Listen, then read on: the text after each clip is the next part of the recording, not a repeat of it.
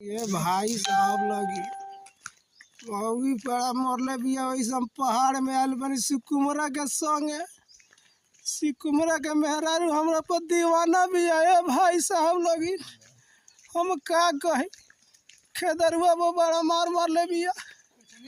हम तो भाग के धलल बनी पहाड़ में आयल बनी कमाए देखी लगी नहीं सब पहाड़ हो गए हम का करी सिकुमार भाई के मेहरारू हमरा पर दीवाना भी है नहीं के हमरा गौवा के सिकुमार भाई ओकरे मेहरारू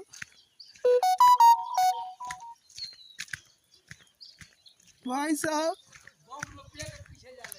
अब बम जी हमारे बड़ा नु खाली पैसे पर दीवाना रहेला का कही पहाड़ में आयल सिकुमार भाई के मौगी के लेके भागल बनी हम का हो गल भाई का हो गल लगे का हो गल